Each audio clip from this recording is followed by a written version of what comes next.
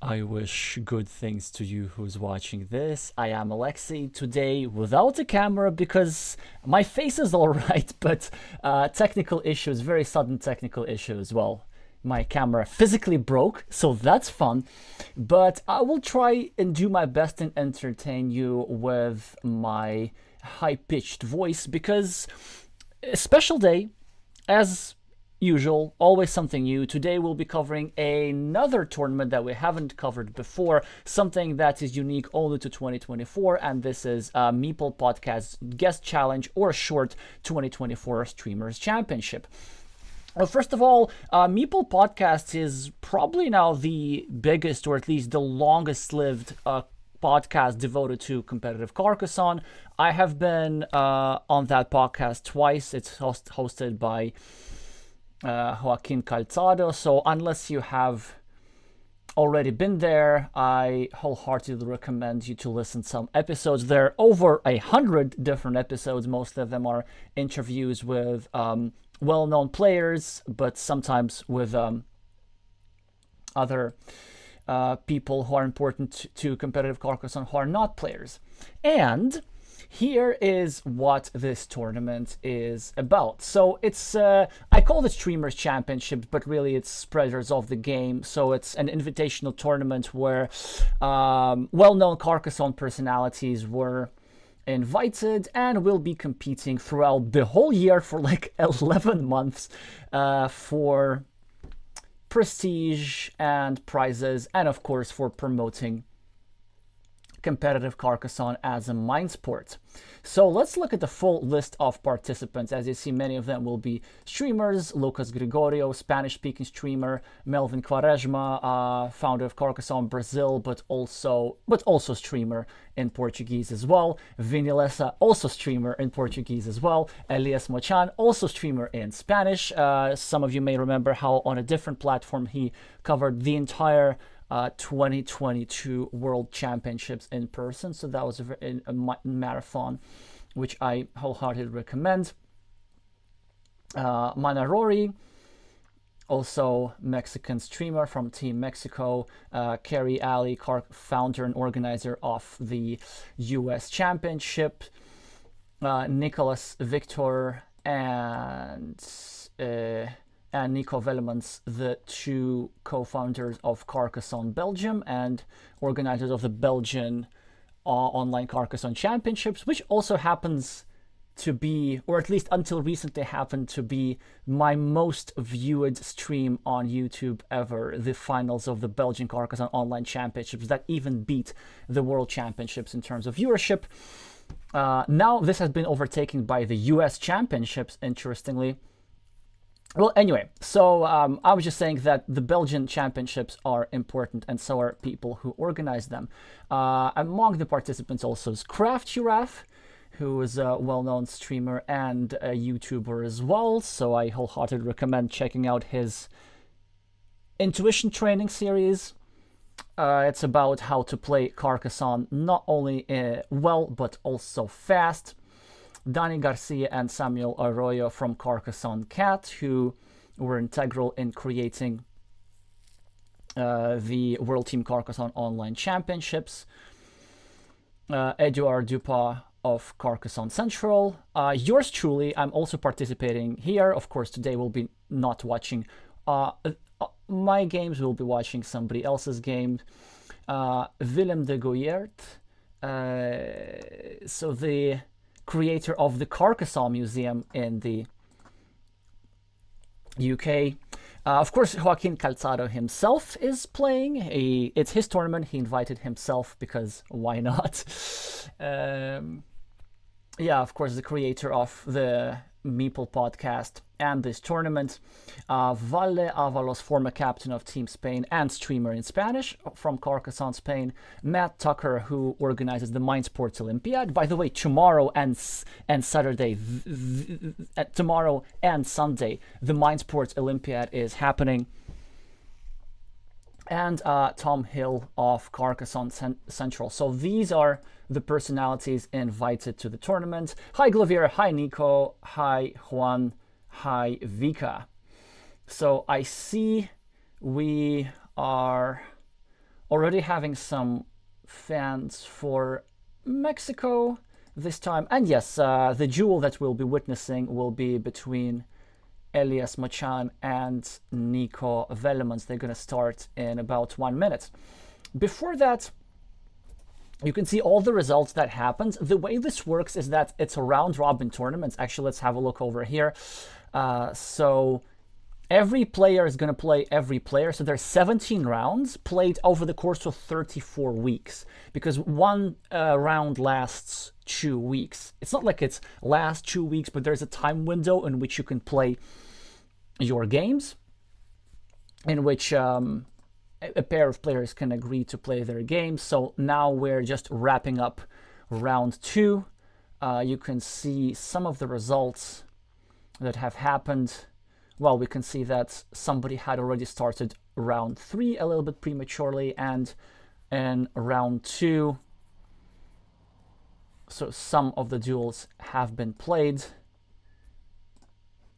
but not all of them. So this is the one that we're going to watch. Alrighty.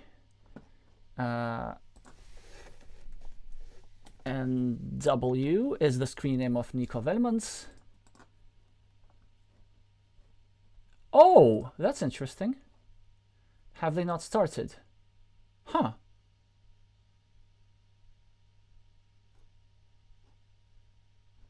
Very interesting. How does that work?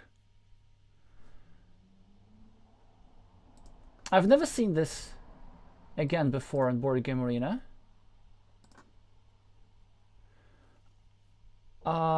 Vik is asking, any prediction game for this tournament? Not yet. I'm gonna think about this. Maybe like closer to the second half of the year. It's a marathon, not a sprint. But yes, of course, to those of you who are joining, reminder about the prediction game that is going on for the Carcassonne Champions League, another tournament. This one, huh? Ah, there we go. There we go. They started. Alrighty. By the way, do let me know how the sound is going. At least I hope that my sound is alright. I am paranoid about today's technical difficulties and everything. Anyway, the game has started. The Mexican is playing the red meeples, and the founder of Carcassonne Belgium is playing the blue meeples, and just meepled the road. Elias took 4 points for a city, and as a result is ahead on the scoreboard. He also took a road, now probably going to continue said road, now at the same time making blue's road a little bit more vulnerable. Blue does not draw a very good tile, probably going to score 2 points, which is the best move, turning the city cap to the left. Let's see if they find this. As we see, the Mexican player looks higher rated, but Nico's actually very experienced. He played as a team captain and made some crucial wins for Team Belgium. But here I think we do see a misstep, because it's not wrong to occupy the city cap, but you see what happened. This piece of road end allowed Elias to continue his road in such a way that will allow him to finish the road without having to use a road end tile. So this is a bit of a concession that the player with the blue meeples made, and as a result, red has a slight advantage.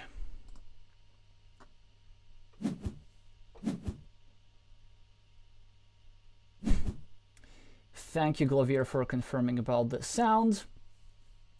Well, we see Elias now drew a road end and the extra couple of points. Nico probably going to continue his city, starts a new one, standard moves at the start, and the Belgian is on the scoreboard as well. Elias probably going to continue his city. Players are making natural moves. In the meantime, got to remind you that the game is in a best-of-3 format, so this is very common in these tournaments. So whoever wins twice, wins 2 games, wins the match. So interesting developments. Nico's the first one to draw the monastery. Meeples it in the best possible spot for 4 points, controlling red city. At the same time, red just meepled the road, and as a result, the quadruple city tiles was discarded. So we can't really see that over here. Well, we can see that in the logs, and players are acknowledging that in the chat, because it is common courtesy. CCCC refers to the quadruple city tile.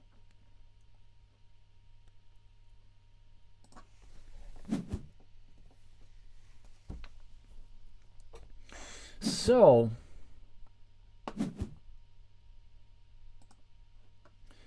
Nico's threatening Elias' city indirectly, but Elias says, I don't care, I'm gonna start another one. So now it's an interesting situation. What does blue do here? There are a couple of options. I think the best move is to go over here and prolong red's city, but it's not a problem because blue's Meeple is right here, ready to grab a Dorito tile and connect to the city. There's some alternatives. This one is the second alternative to basically prevent red from completing this other city, and it certainly has its merits. Of course, now Elias is able to complete a city and drop a farmer, which is a bit of a problem, but Nico could just continue his own city, and he's now threatening to finish a city, drop a farmer, standard threat in Carcassonne, which is why the Mexican will never gonna let it happen. He's now debating between two moves, this one or this one. The tile definitely goes in this square, it's only a matter of how to rotate it. He decides that this is the most restrictive way to thwart the development of this city. And now, not only is it harder for blue to finish this city, it will be also impossible for blue to drop a farmer once this city is completed. And this is the real purpose of the move. Also, on top of that, interesting that blue needs the same tile in both spots where blue wants to finish their cities, and it's certainly something that is advantageous for reds. Blue is not out of it. I mean, he has an 8-point monastery, he has a good road, and if he can draw a curve soon enough or a road monastery, then he's going to do just fine. And look at this, he now actually decided to even make his monastery vulnerable just for the sake of efficient build-up, and I have to say I rather like this move, because this square is harder to block than it may seem. And for example, as Nico now, I don't even bother going here, like there's no rush. I think as Nico, we either go here and start yet another city. I really like that move, or probably a more traditional move is to go over here and try to either finish a city here or maybe create a big ruin in this area with a 2 versus 1 Meeple majority. But Elias is saying, you can do whatever you want. I'm going to start my own monastery with my own monks here, here, here, here. Lots of green squares on the outside.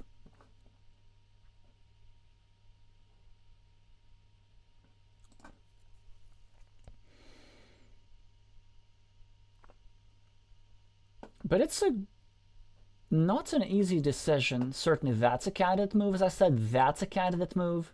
But this move, I hope that blue doesn't place, because I think it's a little bit weak. Loving it, absolutely loving it.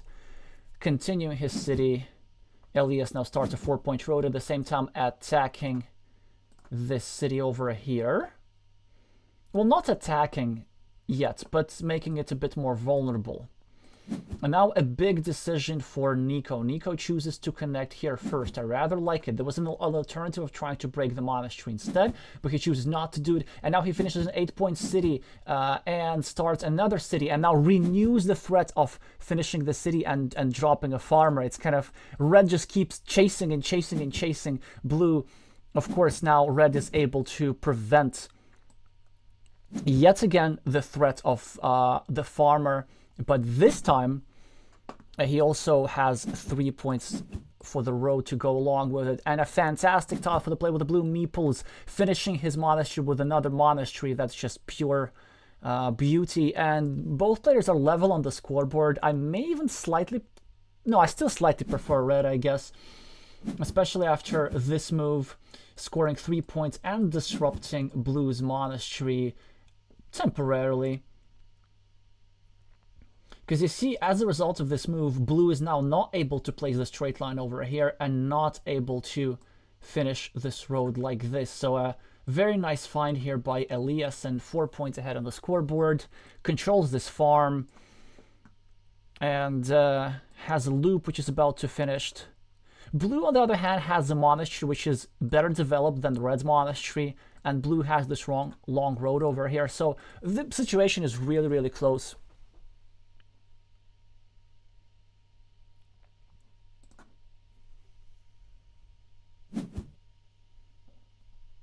A nice find here by the Belgian player, deciding that it is not enough to start a new, that is not worth to start a new road. Simply, he disrupts red's monastery.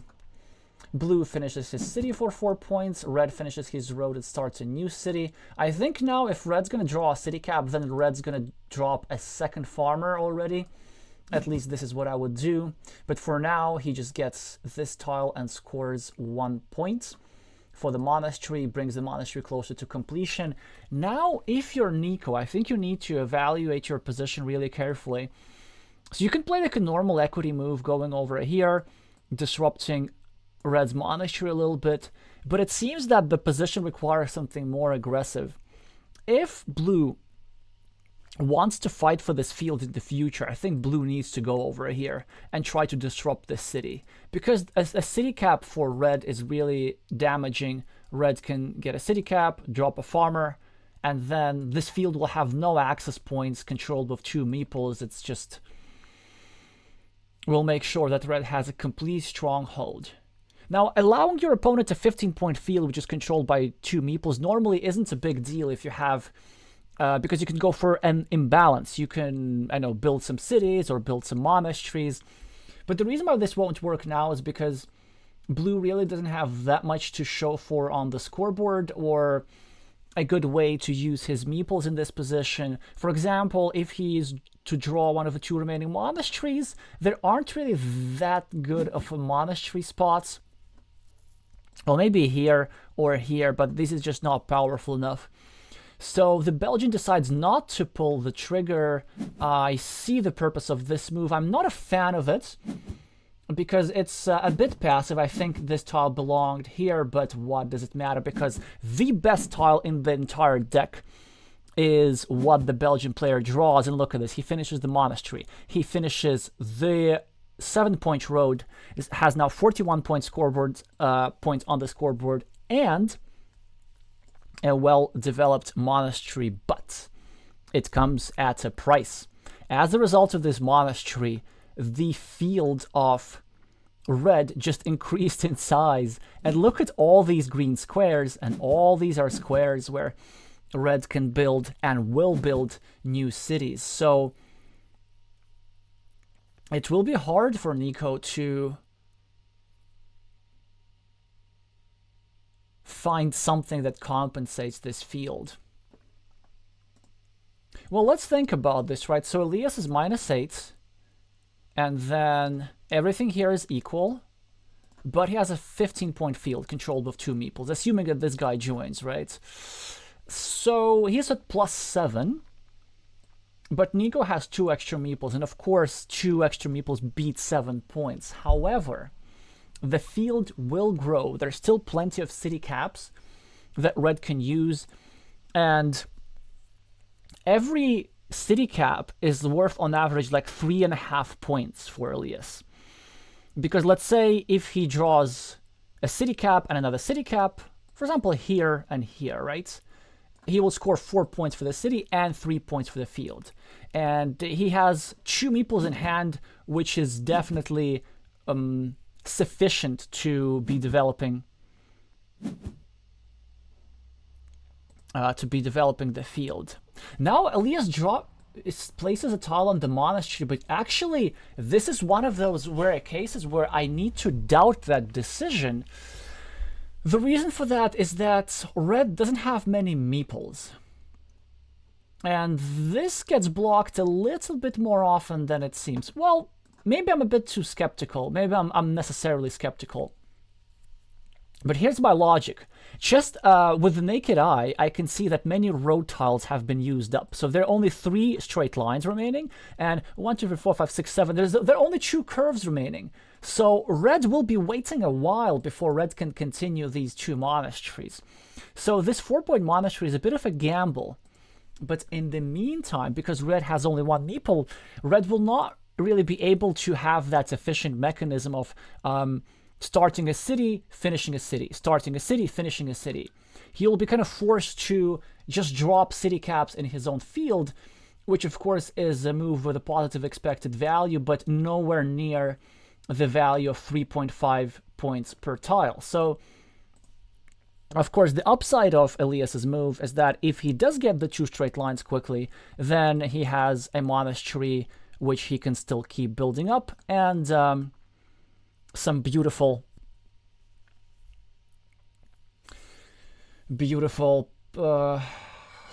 squares near the monastery to get extra points. And I like what Nico is doing. So he wants to either block or delay these monasteries.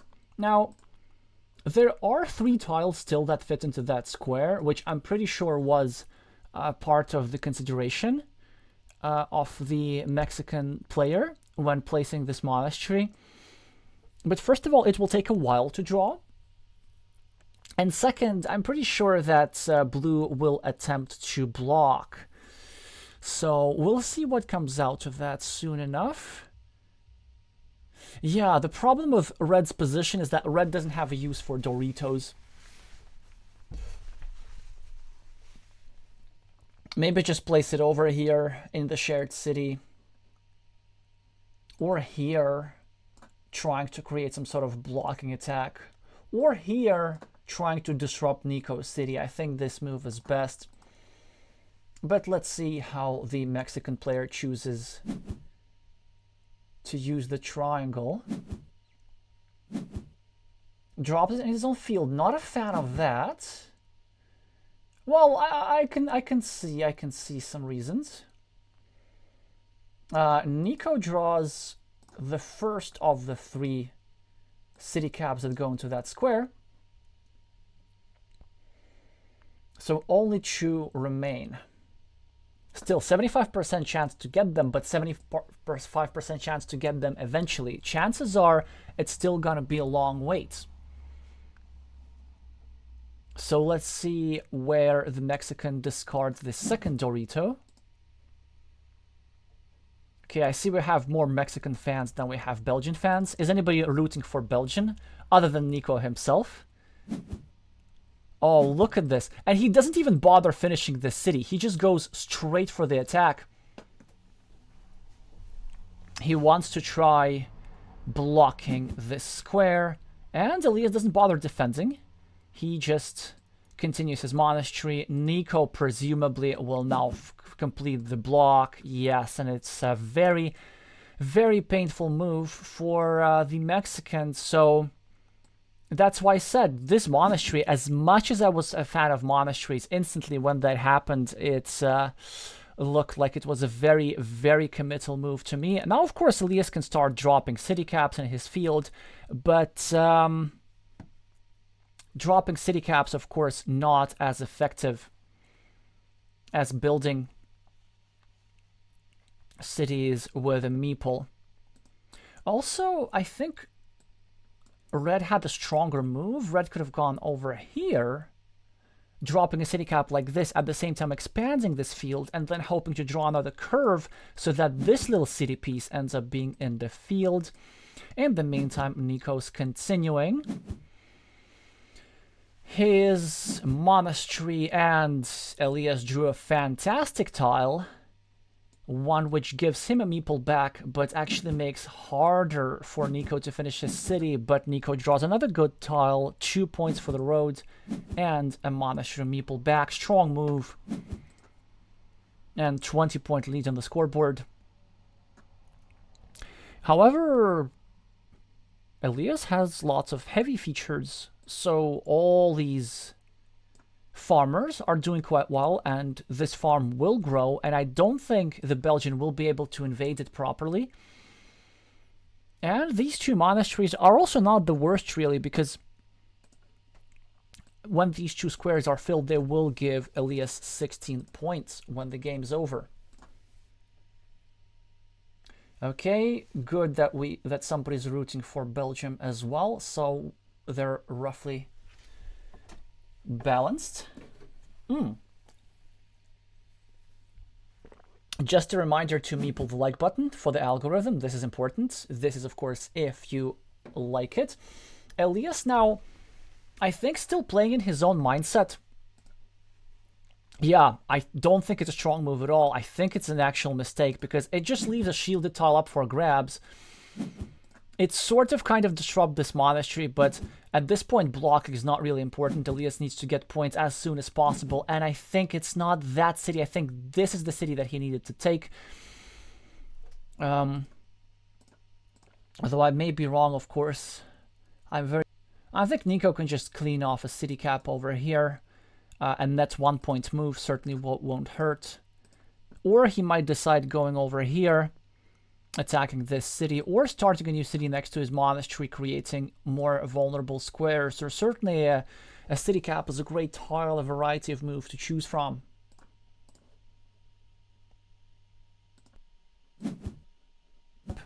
Get 4 points. Of course, we would have loved, and we would have loved to drop a divider into our field, but of course we need to finish this city first. And if he's successful, I mean, he's going to do quite well. There's still a sufficient number of city caps, and even though this is not in his field, I mean, what does that matter? Still 12 juiciest city points. More than 12. No, exactly 12, actually. That will make a big difference. Interesting how the Belgian has all these extra meeples, but he needs to use these meeples. And there might be not enough time to deploy these meeples effectively. So a move that I see, it's very weird, but it is to go over here and drop a farmer. Wow, I am impressed he actually found that. It's not an easy move, it's very counterintuitive. With the idea that we have compensation if red finishes his cities. We have another city cap, which allows us to finish a third city. And, of course, creating this attacking platform against red city, except that, of course, it's not going to work. Because red immediately draws a fantastic tile to prolong his city. And I think the Belgian just needs to live with it. If I were Nico, I would probably debate between two moves. One is going over here and seeing 1, 2, 3, 4, 5, 6, 7. So there's still 3 Doritos remaining. So 3 triangle-shaped cities.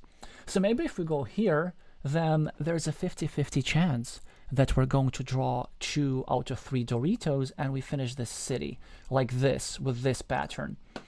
An alternative is to go for city caps and go over here.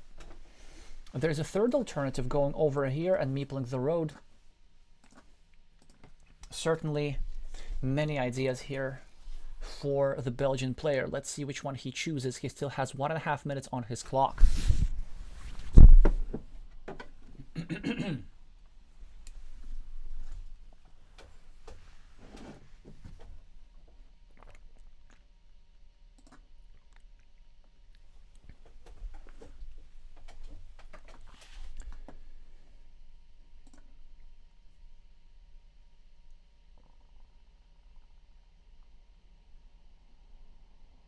Still thinking. 1 minute.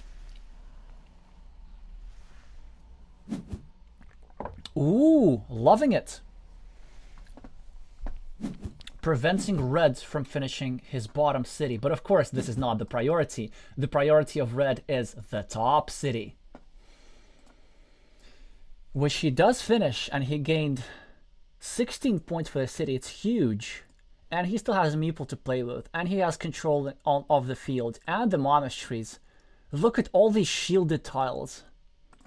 That's just an amazing sequence for the Mexican. Nico now could take a 5-point road, but it's super dangerous because it allows red to get 2 Doritos and get into this city. Let's see how we're doing for points. These 2 farmers are tied. 1 point for the city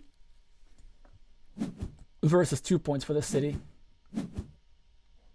Yeah, and as you see, Nico doesn't even bother. He just instead chooses to take 2 points for the road. Elias will presumably go here, clean off a city cap. It's just too important. We can't really let our opponent have 7 easy points. And I think red is doing quite well overall. Yes, he does take 4 points, net 1 point move. 56 points on the scoreboard. Okay, now the the Belgian needs to think of something. Okay, this is the move. I think we need to bring in red into the field so that this farmer does not score twice. And it's an extra monastery point. Or maybe the Belgian might think how to bring a farmer of his own. I don't think this is how you win this. I think it's still possible to win this game as an imbalance, but let's check. So if we go over here, and maybe even if we meeple this road, so what's going to happen? We have 2 points for a road. Okay, first of all, 10 points on the scoreboard. 2 points for a road, that's 12. He meeples a different one. Doesn't meeple it yet. I am kind of dubious about this. I think maybe he decided he wants to keep his options flexible. Complex. Now, continuing his city, and now a fantastic tile, a 5-point road for Nico and a meeple back, but he's going to have a meeple surplus, which is why I think he should have meepled this field or this road. Complex can just build. I think he has enough things, or does he? If we just go over here and get 1 point, I think we're good.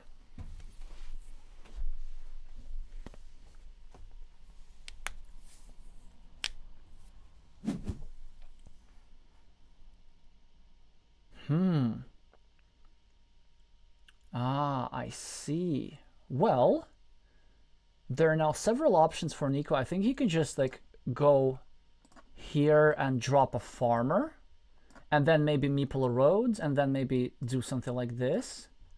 Or he can go here and meeple the field and hope to connect the farms and win like this. Honestly, I don't have time to calculate the points. I don't see which exactly is going to be enough. But let's try this. Let's try and feel what it's like to be the Belgian. Under 1 minute on the clock, and we need to figure out our win condition.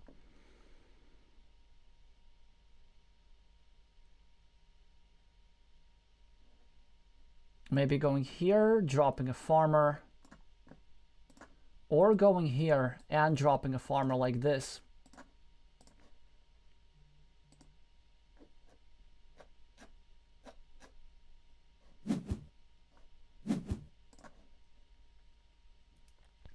Ooh, he chooses to try a farmer, but he is immediately denied.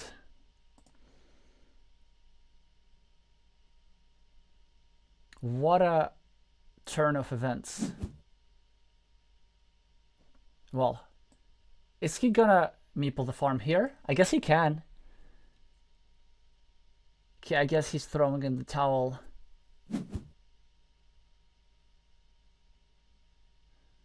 Well, now, of course, he needs to go over here, get 5 points. This is exactly what he does.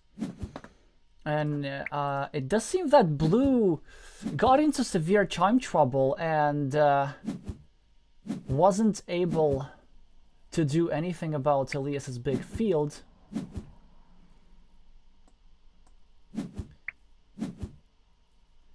So let's see what the final score is.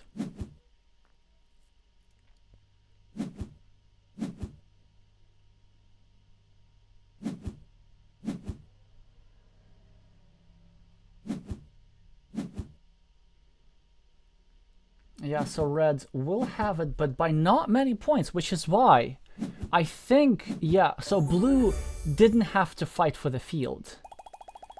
It looks like blue was losing by 7 points, but if instead of making the 0-point move, he would have just gone over here and played a 4-point move.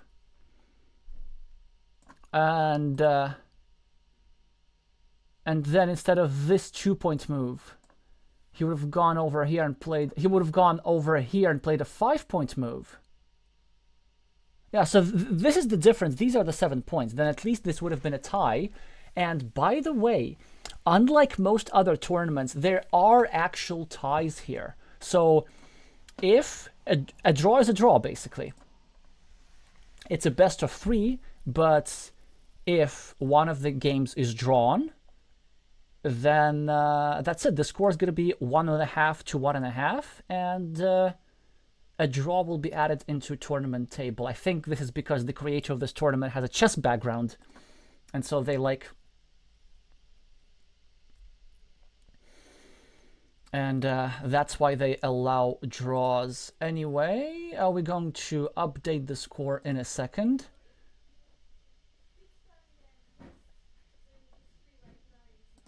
And the Mexican streamer is prevailing so far. Let's see if the Belgian manages to turn this around. Yes, indeed, I'm having issues with my camera. Physically broken, unfortunately. Whoa! The players are playing fast. So what are we having here? This is an interesting piece of city. Okay, I see what happened. So Nico managed to build up a huge ruin. I think this ruin was built for him. This just looks like a move that Red did. To prevent Blue from easily completing a city. And so far it's working. Blue hasn't completed any cities, and in fact Blue doesn't have any points in the scoreboard, and neither does Red. Nico chooses to meeple a 2-point road. Elias with the red meeples is doing all right. Continuing his city. Choosing not to finish the city at the top yet, presumably waiting for a Dorito or triple city tile to make an invasion like this. And of course, Blue is waiting for any sort of city tile to place over here and cover it up.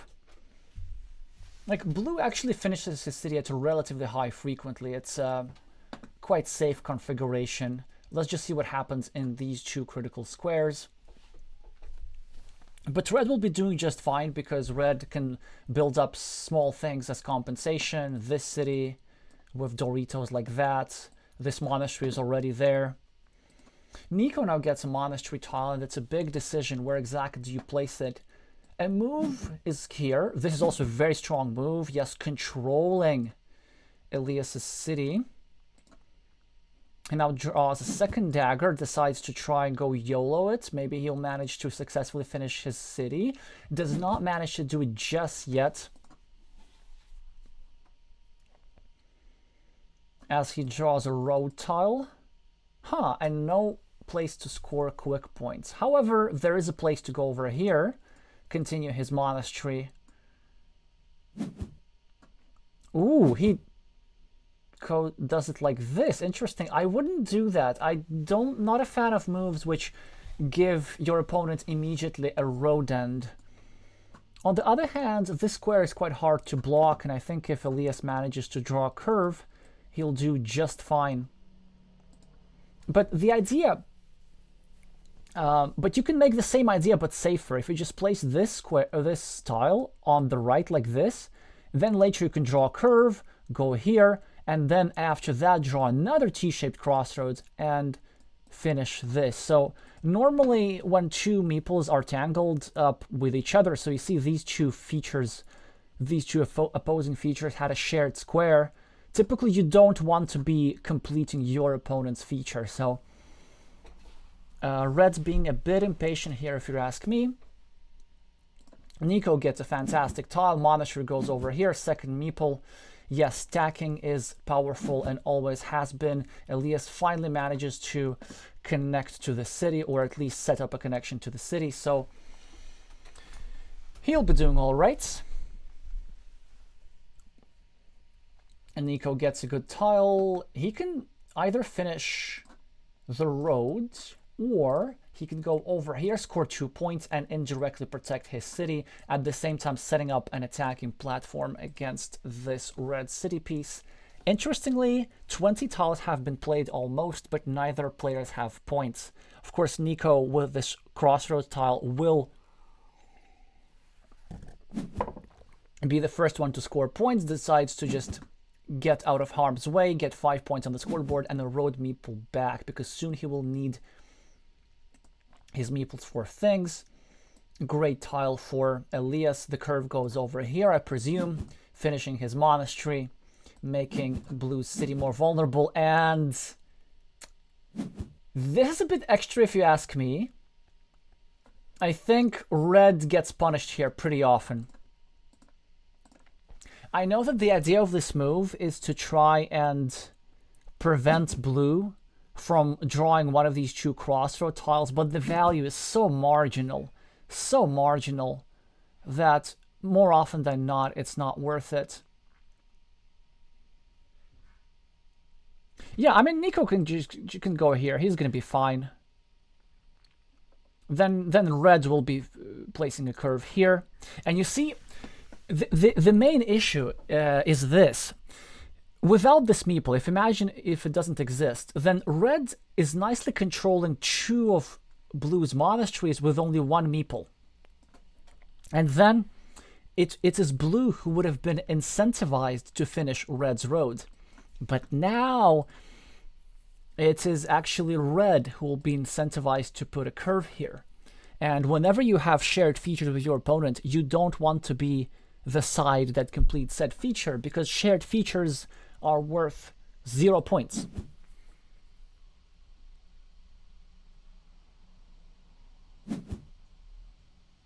Well, he does complete it. Drops a 0-point farmer, but I think it's a good move, because this farm has a lot of potential. And there aren't really many places to build new cities in other than this farm. Well, I guess there's this square and this square, but both these squares are such that bother Blue's features. So it's a very nice position here by the Mexican player. He's hoping to achieve a field-based win, just as he did in the previous game. Presumably this tile goes over here, gonna start a new city somewhere, or here. I think this move on the right is the strongest. Okay, Sergey is asking, can you give some comments about your today game? This is referring to a match which I had in a different tournament, the Carcassonne Champions League. That was a round of 16th match, which I'm not going to spoil it, but I was playing against the Czech player with a screen name Posi118. It was a very interesting match, I have to say the least. And the second game was definitely... By the way, that was streamed, so if you said to do not this, but why not one square closer? Because if you go over here, you can try and connect into the threat against this city, try to steal it away. Because this ruin looks valuable, especially more so after the Mexican player has committed to a field. Ooh, now interesting. The right, Red is trying to block city. And I think it's legit. So blocking like turning it upwards road just so that I get to Meeple a 3-point road. Elias is to finish his field. The problem with that is that Nico, more often than not, is likely to draw a road tile before Elias is able to finish his cities, and as a result more vulnerable. So to leave a long road, or actually Red could have also meepled this road straight away. I mean, it has 4 pointing for a curve, but why wait for... Interesting way to break this road, putting pressure on this guy, or going over here worth like 14 points. I think it is worth it, but what's the prioritization? We know that prioritization is so important for Carcassonne players. What exactly is the Belgian player going to do here?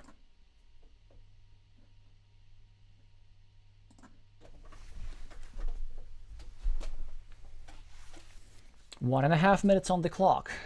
Nico loves time to always keep remembering his World Team Carcassonne Online Championships match against a Catalan player, I forgot what game, but he had out of 22.5 minutes allotted for the game initially, finishing his city here.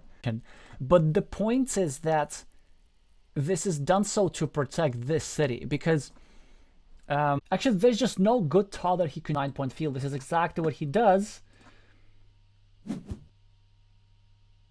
Earlier on, Red now takes advantage of the city by the Belgian player. Life is tough if you're Nico. However, all is not lost. At the last moment, tie the main field, because the main field is 15 points. What he needs to do is drop a farmer. So we don't do it just yet, but I think now we need to check this out. We go over here. Field is trouble was the issue. Look at this, 13 seconds for the Belgian player. Strong moves, but yeah. So for example, now if you're Elias, you just go like here for 5, 6, 7, 8. Yeah. So there are no straight lines, no starting tiles. If you just go here, then you shut down this connection spot completely. Nothing goes into this square anyway.